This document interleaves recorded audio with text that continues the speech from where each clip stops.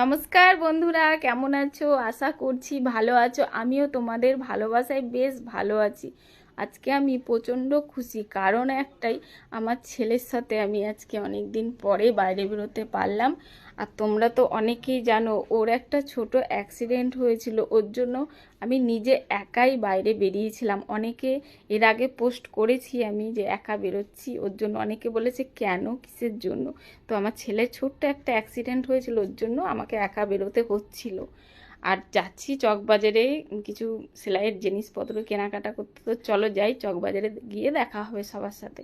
তো ঢুকে গেছি। এটা হলো আমাদের কালনা ফল মার্কেট। তো আমি ফল কিনতে তো যাইনি, কিন্তু দেখলাম যে ফলগুলো দেখতে ভালো লাগছে, তো তুলে নিই। তো ওর জন্যই তোলা ফলগুলো। কার কী ফল ভালো লাগে কমেন্টে জানিয়ে যেও। আর আমার ভিডিও যদি তোমাদের ভালো লাগে, ফলো করে, লাইক করে, মিষ্টি একটা কমেন্ট করে সাথে থেকো, ভালোবাসা দিয়ে যেও। টাটা বন্ধুরা।